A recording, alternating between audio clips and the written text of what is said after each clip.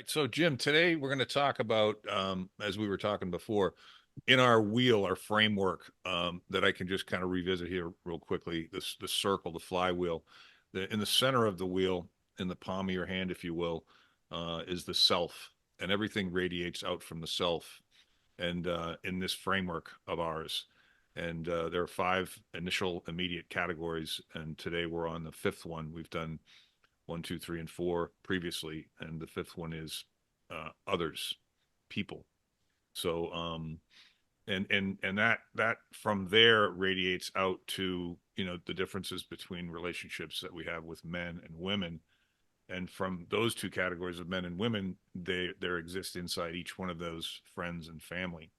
So, that's what we're going to talk about today, and we want to get out to that second, maybe even third layer. Who knows? But we don't want to get stuck in one because the further out you go, the more interesting the conversation becomes. So, Jim, your thoughts on that?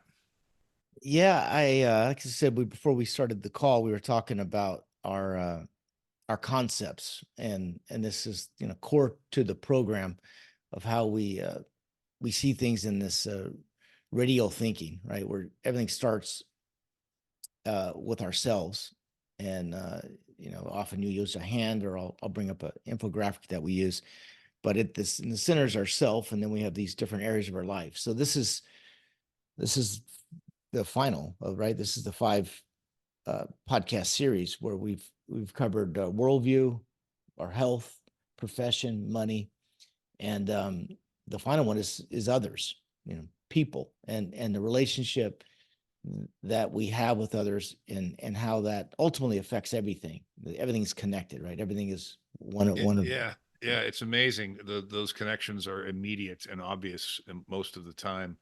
Yeah, this category is interesting because I think look what we've just recently experienced over the last few years in terms of social distancing and masking and people being on both sides of the fence of this vaccination stuff, screaming at each other and calling people liars and all this other stuff. I'm like, well, that puts a dent in friendships. That puts a dent in relationships, right? I mean, some people are walking away from the Thanksgiving table, for a belief. It's insane. So I think this category is like just become a lot more important. Well, I think The it has, and Yeah, it's also good timing because we're almost at the very end of the year, right? A few more days left in yeah, 2023, and again, back to this past week because it was holidays. We had a Christmas dinner at my brother's house this year. We have 10 people, so we went around the table, and we put out there, what's your declaration, for the year, and you share it in front of everybody because a year later you're somewhat accountable to. So the question was, what's your declaration for 2024, and put that out to the world, put out to 10 people. And then the follow-up after that was, what uh, what are you hopeful for, right? What are you hopeful for going in the future? Instead of being negative, turn it into a positive. What are yeah. you hoping for? And it's a great exercise. I think it's relevant to Sounds today. cool. It is Yeah. cool, especially with 10 people. So you have just enough time. You can loop the whole table and go back around, and that. But yeah, I think mine was, as far as my declaration is, putting yourself out there, putting, like in our case, right, putting these materials that we've been working on for years now, putting it out to the world, and let the world have it, and not be attached to the directly attached to the outcome, knowing that you're not going to make everybody happy. But one of mine was, and same with my other projects, my patents, and that, just put it out in the world, knowing it's not going to go um, maybe as you planned, but just put it out there. And then gratitude, yeah, I'm hopeful, or I'm hopeful that we'll become American first, and everything else second, third, fourth, right? And that's very related to our worldview. I think we're so divided as a country that it's my hope that we'll be better Americans. And so instead of leading with your group that you belong to, you lead with being American. I talked about being Swiss Italian. Growing up, my grandmother's side being Italian, she always said, you're Swiss Italian. You're not Italian, you're Swiss Italian, because in Switzerland you're either Swiss Italian, Swiss German, or Swiss French, Hmm. but you're Swiss first. Yeah. And even my other family,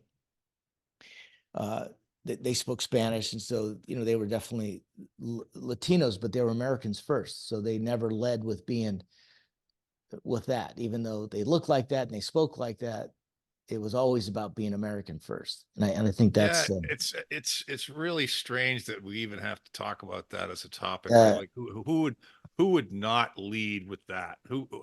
How is that unfair to anybody? How is that not in everyone's best interest? It just yeah, makes no sense to me at all. But I yeah. think what kind of popped into my head was this Harvard study of men that I think we've discussed before, and I came upon it a couple of years ago, and it's basically 85 years now. It began like in the 20s or 30s or something like that, but it's 85 years of data interviewing men about their happiness in Hmm. different stages of life. So they started off with young men, and because it was Cambridge in the 1930s, it was all young white men, right? And then over Yeah, of time, course. Hmm. those guys got older, they got married. Now I can interview the wife, right? And then I can interview the kids.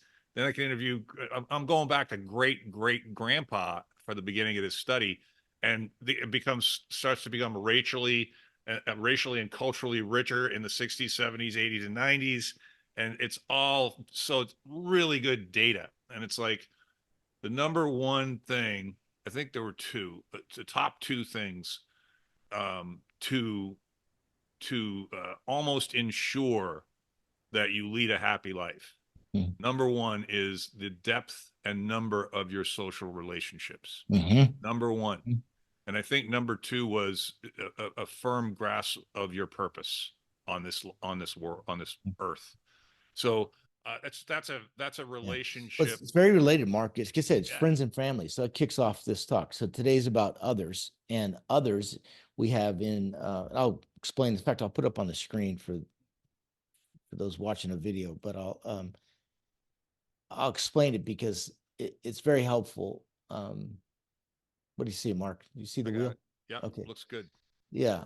So in this particular category, it starts off with people slash others, and then the subcategory is men, women, boys, girls, kind of the same thing. And then after that, we went into the other subcategory, and that is friends or family, because it is different, right? Our relationship with women as a man or vice versa starts with our mother, our grandmother, our aunts, then maybe our sisters. And a lot of that has to do with even our worldview, right? Our childhood in relationship to our heritage and even our spirituality, if you're Catholic versus other um, religions. Mm-hmm. And then the relationship with our fathers first, our grandfathers, our uncles, um, and then that gets projected out to friends and family. So I Yeah, just also as you're talking about it, I'm thinking of particular aunts and uncles and my grandparents on both sides, and yeah, it's really interesting what's dancing around in my head now that you just kind of well, just dialogue think that how out. that shapes your worldview, right? Yeah. It's directly related to our worldview and Well, and, even our and and I'm also politics. thinking within those family and friends, particularly family, you go back a generation, and I watched a couple of people in that family of 11 children just either leave the relationship with the family or be asked or to be kind of denounced. And I don't know if 2 out of 11 is a good ratio or not, but I those were worldview differences, you know? Mhm. Yeah, but So, just stay with me on this as far as just making the lap around the wheel, yeah. right? So the worldview, of course, clearly our childhood and our early interactions with um, our heritage, our aunts, uncles, grandparents, so on, it affects us. And how about our health? You bet it does, right? Our physical Yep. health, how we eat, our mental health. If you had a crazy uh, relative, or a crazy wife, or we're all crazy in our own special way, but yeah, it's going to affect you later on in life in ways that you're either aware of or not aware of, which by the way also comes back to our self-awareness, right? That's really the starting point of everything, is our self-awareness, and two, our self evaluation of how we can live the best version of ourselves. Yeah.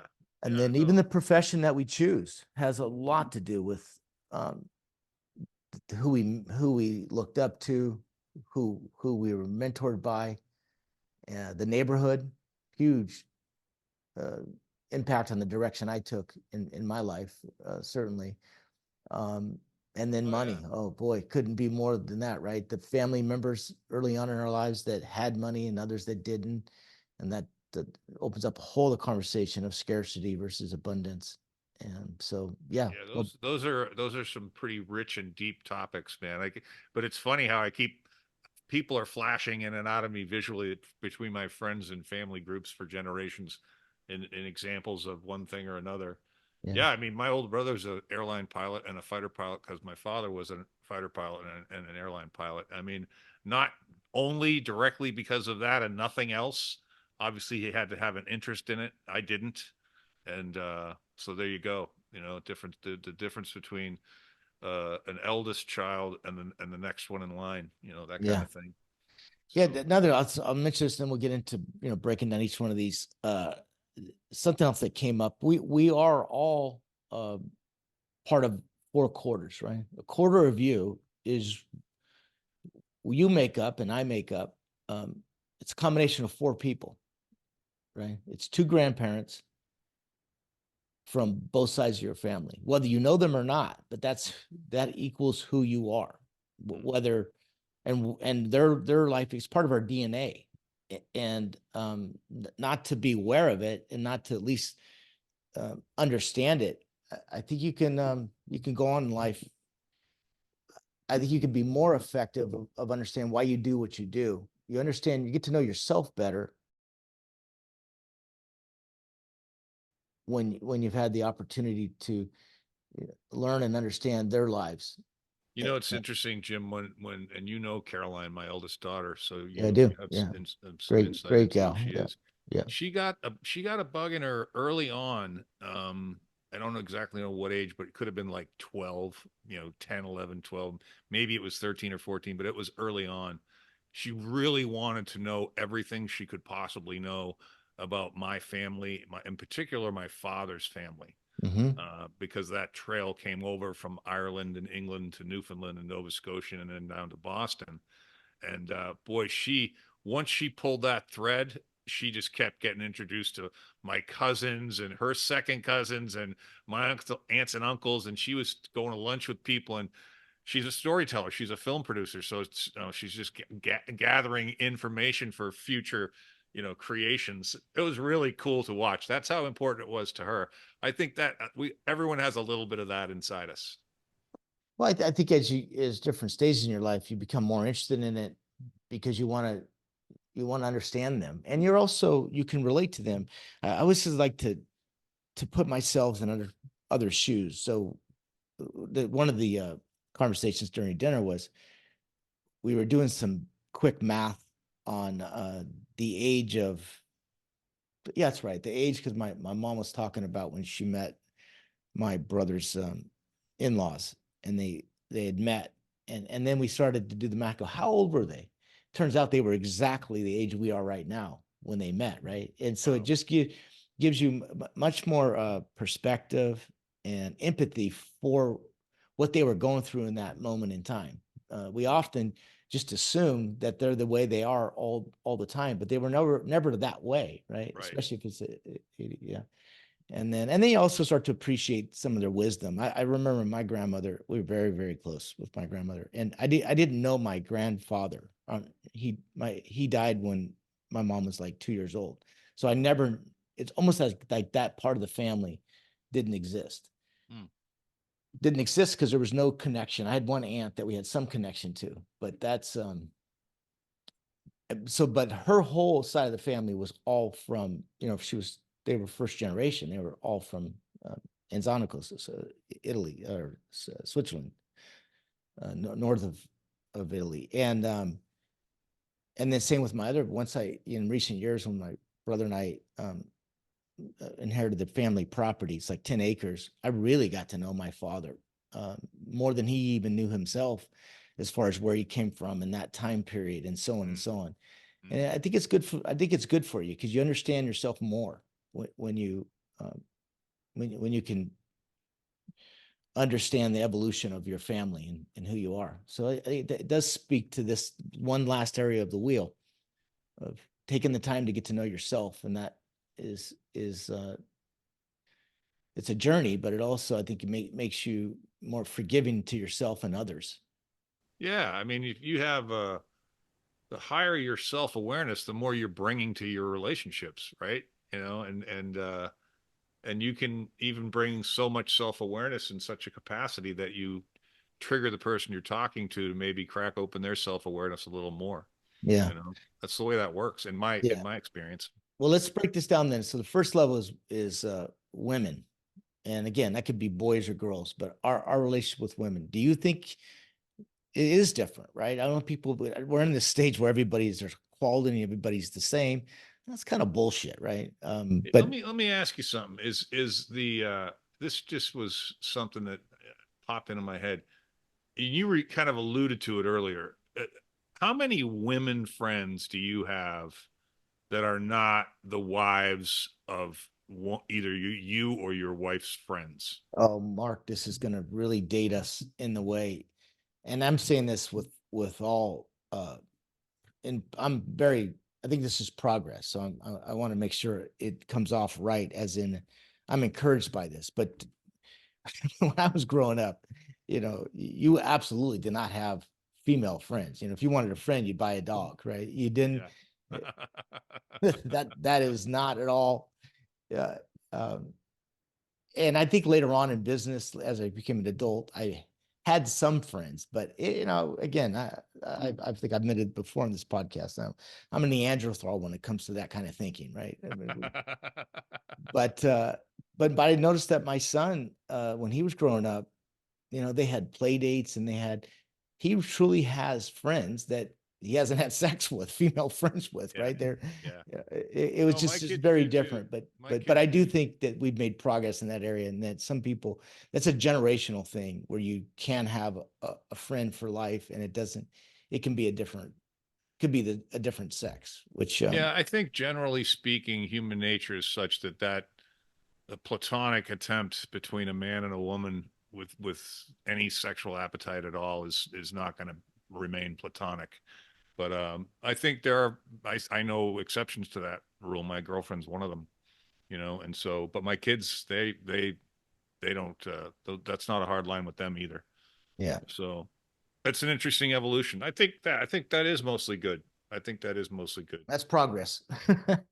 I think in some capacity it is. I think that could be, you know, taken to extremes. You know, Mhm. I think this notion of people that, you know, think that there can be one husband and more than one wife, you know, how sustainable is that, you know, or vice versa.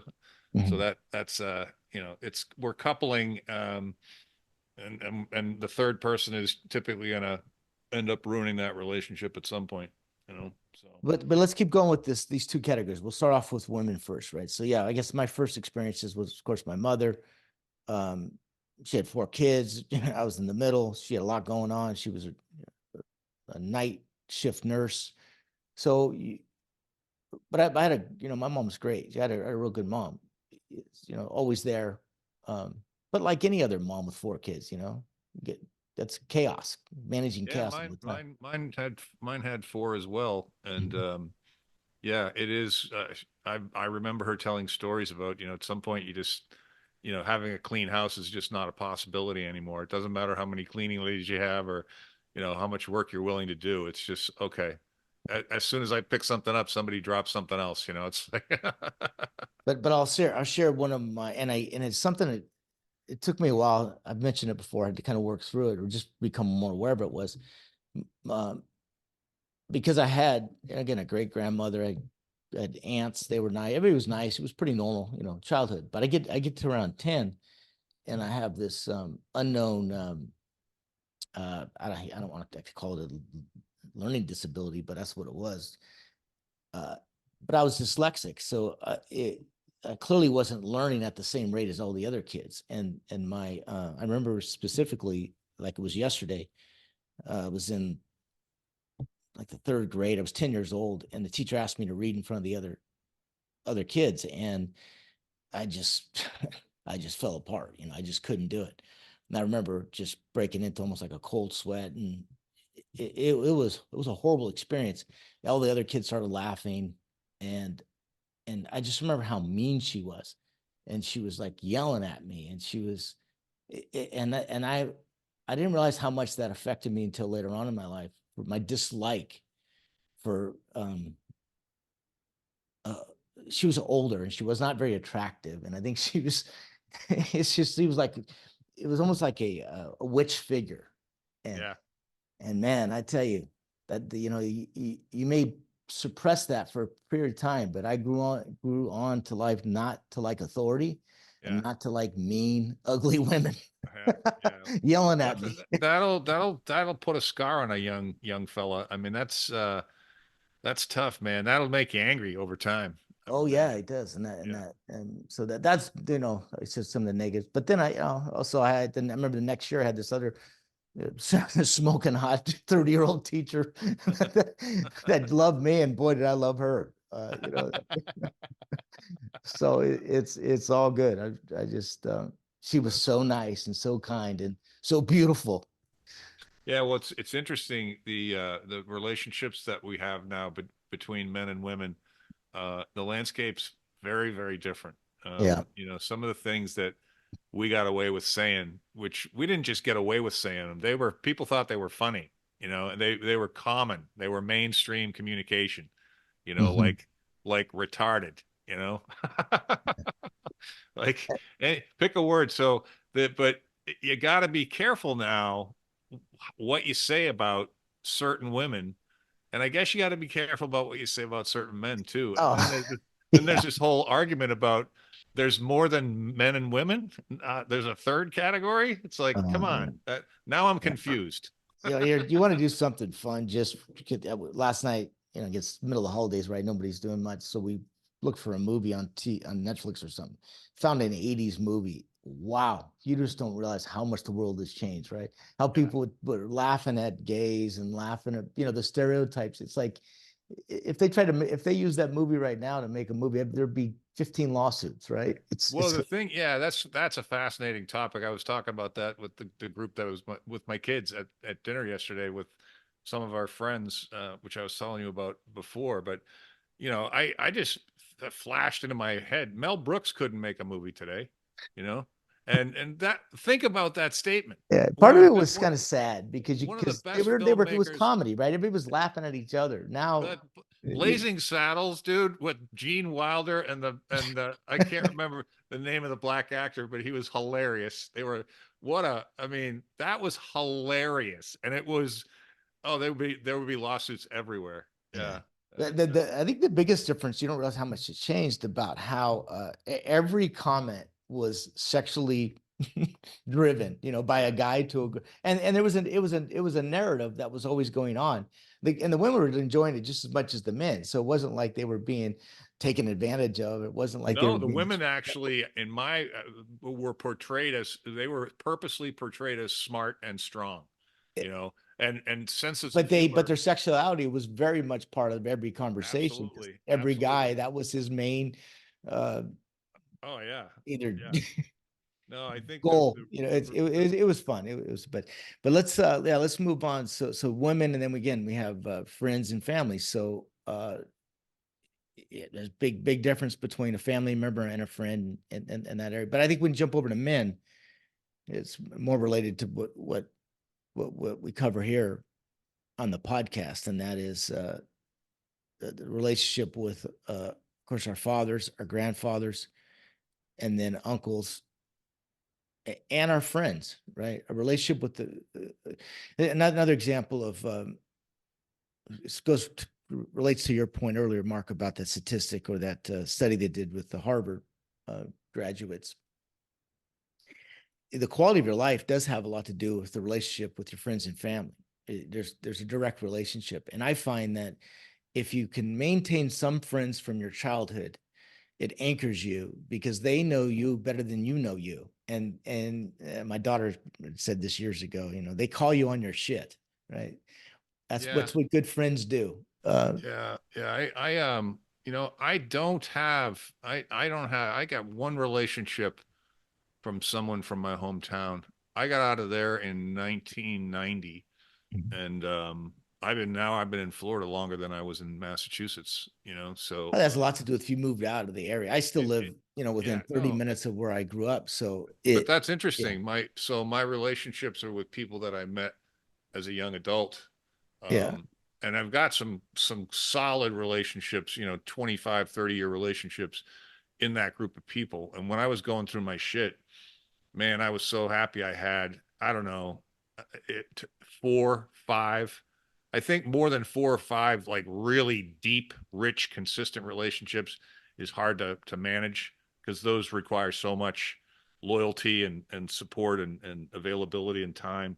But yeah, they're a rich relationship is a gold mine, you know. But so yeah, so go just keep going with this relationship with others. You put them into two categories. Uh, what are your thoughts about that? About your relationships with your Well, grandfather, father, uncles, brothers? yeah, my grandfathers both died when I was like 10 or 11.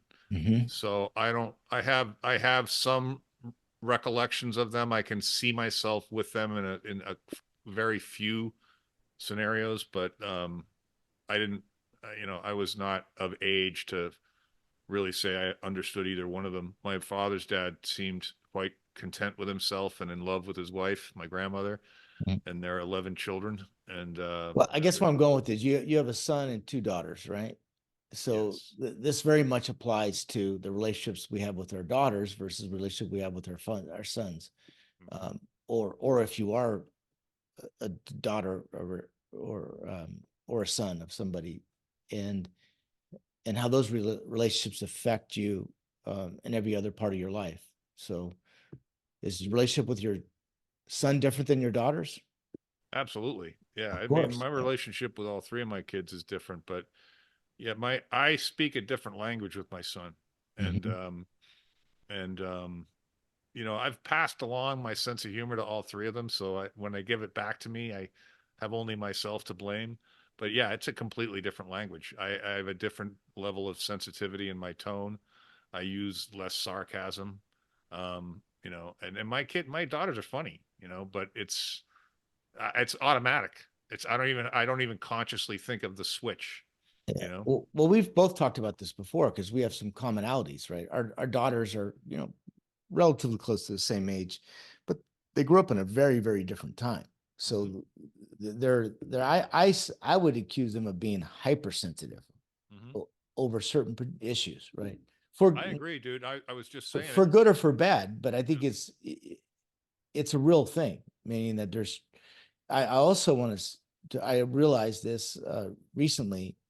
I don't think we realize um, the triggers that go off when they're speaking to their father. A lot of things, a lot of these things that they hold, their belief system is what their experience with us was with us when they were growing up, and what they experienced. And I admire them for either having those conversations while they can with us, or working through that on their own, so that when those conversations do happen, it makes them more self-aware, and it enhances the relationship. Because if you don't have those conversations, they grow and they grow and they grow, and they can become, really problem though. And 9 times out of 10, they'll carry those on into other relationships that they have with their husband or boyfriend or whatever else. Yeah, I mean the from experience, and I know you've had similar, if not the same. Communication is the foundation of a relationship, and as soon as one person in the relationship stops communicating, the relationship begins to end. So I always try and encourage my daughters not to sit on things because there are a handful of things that we disagree with, and I would say maybe even vehemently disagree with. It's in the list of top 10 polarizing topics that we all disagree on. But 90% of the things that we talk about we agree on, and because I raised them, we have the same values. Yeah. And I, yeah, so I'll that, add to that, Mark. I'm yeah. starting to appreciate I don't think we realize how much we learn from them too. There comes a Oh yeah. point, there's a tipping point when they just learn from us because they're children. And then there's a point when we start to learn from them. They make us relevant. They make us aware of things that without their perspective, we would be uh, out of touch. Goes back to self, right? So, self-awareness, Yeah, self-evaluation. they force us to be self-aware. Yeah. They do. So we benefit from those conversations as much as they do. I hope so. I don't know that I've ever attempted to validate that, but I suppose it would be what you would hope for. It's interesting. There's a mixed emotions when those things take place. Sometimes it stings a little bit, and sometimes you're like, yeah, good call. Yeah. Yeah, I'll share some. I had dinner with my patent attorney off the clock. Luckily, right, would have cost a couple $1,000s if it had been on the clock. But he's a good guy. But we met in San Francisco. Beautiful facility, overlooks the bridge. It was real nice night. So we were just talking. He had just lost his dad this past year, and I'd lost my father, 3 years ago now, and I was sharing with him. This is a book I read years ago about our lives after an adult, as an adult child, how you really become a completely different person because so much of our life from childhood is pleasing our parents, particularly our I think fathers. about that. I think about that a lot, dude, because my dad's 95. I think about that a lot. You Yeah, know. and it's not at all discounting the grieving process or how much you miss them, but it also can be very empowering. It gives you permission to be a version of yourself that you could never be because our fathers hold us uh, in the way that they want to know us. And he was a patent attorney, and it was really kind of a cool conversation. Sounds like He it. he also, and we were just reflecting, right? He did a lot of legal work for his father, because he thought that was the right thing to do. There's also a huge cultural difference, right? They come from a different country and so on. Um, but it was we both got a lot out of it, and but I do think it is an opportunity to recreate yourself and how you view the world, let go of the past. So there's some benefits, believe it or not, of losing a parent. Well, how about that for a real cool tip on how to process the grief when your dad or your mom dies? It's just Yeah. like just remember they're also kind of letting go, you know. Yeah, yeah, So yeah. that's a And we nice also thing. talked about stuff. Our dad said some pretty hurtful things to both of us, Hmm. and you have to let that go. Um, and then my daughter, when she was out for Thanksgiving, uh, opened up pretty good about it. You could tell she was triggered by some things, and I appreciated her taking the time to even have the courage to have the conversation. And I don't want to get in all the particulars, of course. Yeah. It's personal and private. But I remember saying to her, "Hey, just remember, just put yourself in my shoes when whatever, nothing happened bad, but I, she was said, what years do you think you start to form your perspective on life, your worldviews? That's around 10 years old. I go, Julia, when you were 10 years old, think about who I was, right? I was, uh, I was playing. I was 20 straight years of rugby, so it's obviously a very physical sport, a very violent sport. So you don't just turn that off during the week, right? That was part of my personality, right? And then also look at I didn't grow up in this area, so I was really never comfortable with being around these kind of people, right? I grew up in a much, you know, middle class, diverse world, and it was very violent, and I loved it. It was violent as in we solved our problems physically, and they were. So if I was projecting that and I scared you, it certainly wasn't with bad intentions.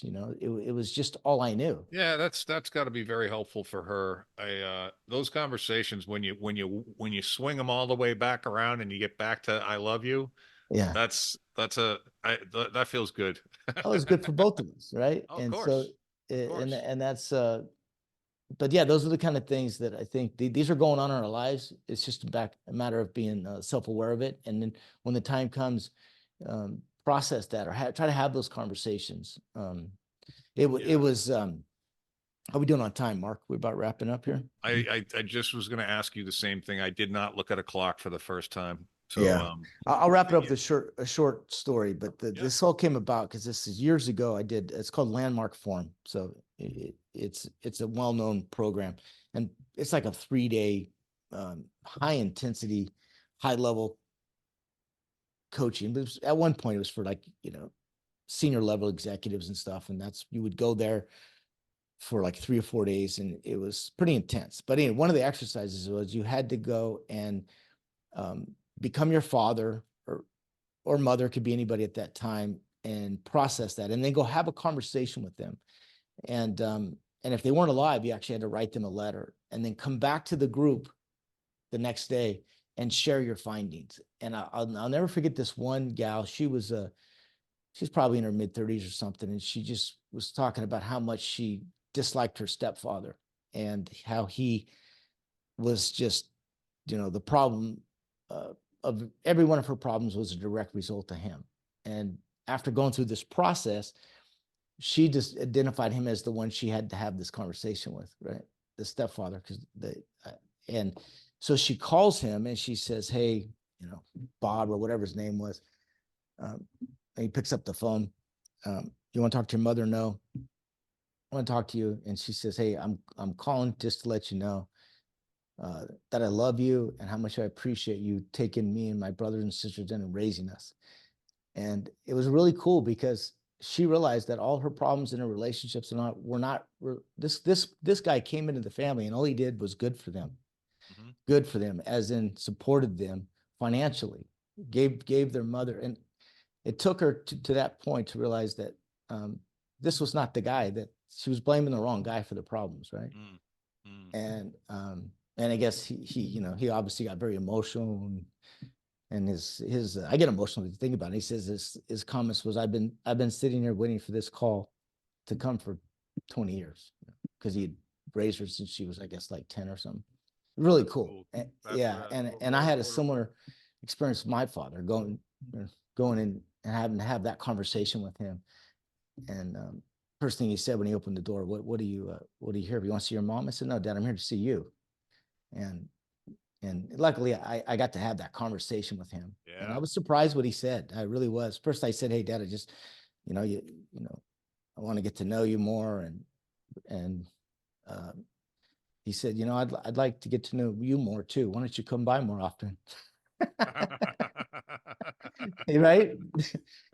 He had that very, very, it was hilarious. It was a very serious conversation, but it was just like, well, I think part of my thing was, "Hey, Dad, I realized you never told me you loved me," or something. And he's like, "How did you not know I loved you?" It's like, "You Yeah. dumbass." It was, Yeah. Yeah. and then Yeah. it was like, my backup was, "Well, I'd like to get to know you." He goes, "Yeah, well, I'd like to get to know you too. Why don't you come around more often?" Yeah. That's funny. No, And that's a great conversation to be able to have. No, relationships, man. I guess if there's something to be said to wrap this up on my end, it's just like, ask yourself what relationships that I have that deserve more of my time, attention, and love. You know, yeah, that's a good self-awareness question. yeah. So this is the final episode of our 5-part series, right, Mark? It is. We're going to do agency in the next one, which is technically outside the 5 parts, Hmm. but it wraps around the whole framework with a kind of a foundational boundary of sorts. So Yeah, great way to agency. end the year and a great way to start 2024. Yeah. Yeah, Happy holidays, dude. Merry you too. Christmas. All right. Peace. Peace.